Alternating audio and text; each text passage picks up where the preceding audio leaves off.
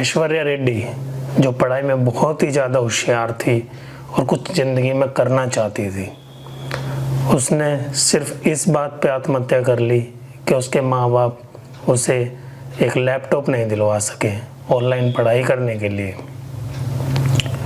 आप समझ सकते हो दोस्तों कि एक गरीबी बच्चे को पढ़ने भी नहीं देती। एक इतनी होशियार लड़की जिसने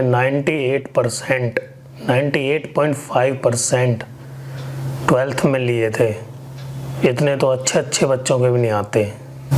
उसने सिर्फ अपनी पढ़ाई के लिए एक लैपटॉप चाहा था।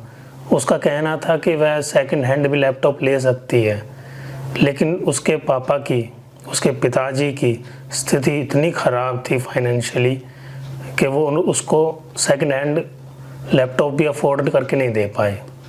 ऐश्वर्या रेड्डी जो कि दिल्ली के लेडी श्री राम कॉलेज की एक होनहार छात्रा थी, लॉकडाउन के बाद वह अपने घर चली गई थी, जिसमें कि ऑनलाइन क्लासेस होने लगी तो उससे मोबाइल से उसे पढ़ने में दिक्कत हो रही थी।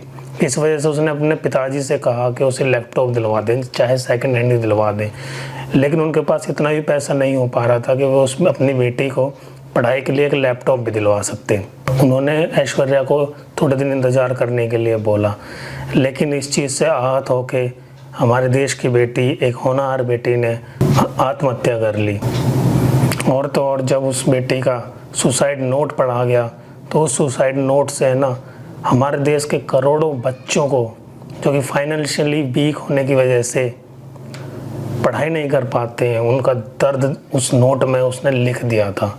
उस नोट में उसका दर्द ये लिखा हुआ था कि मेरे कारण मेरे परिवार के कई खर्च बढ़ रहे हैं, मैं उनके लिए एक बोझ हूँ, मेरी शिक्षा एक बोझ है, अगर मैं पढ़ाई नहीं कर सकती तो मैं जिंदा नहीं रह सकती।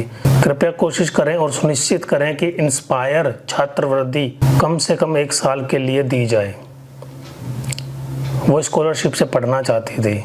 उसकी जो स्कॉलरशिप थी वो मार्च में मिलने वाली थी, लेकिन लॉकडाउन और कोरोना पैंडमिक की वजह से उसमें थोड़ी देरी हो गई, जिस वजह से उसे फाइनेंशियल सपोर्ट नहीं मिल पाया जो कि गवर्नमेंट की तरफ से मिलता था। उसके पिताजी ने ना रोते हुए ये बताया है कि उसकी बेटी ऐश्वर्या रेड्डी सिविल सेवा परीक्षा में बैठना चाहती थी, देश के लिए कुछ करना चाहती थी, लेकिन वह बहुत ज़्यादा परेशान थी कि शायद उसके पेरेंट्स उसकी पढ़ाई का खर्चा नहीं उठा सकते। वो बहुत ही ज़्यादा गरीब घर से है।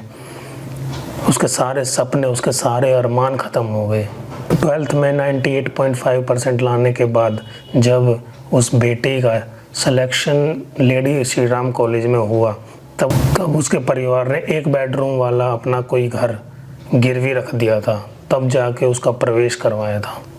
आप सोच सकते हो, बेटी तो बचा भी ली थी, बेटी को पढ़ाना भी चाहते थे।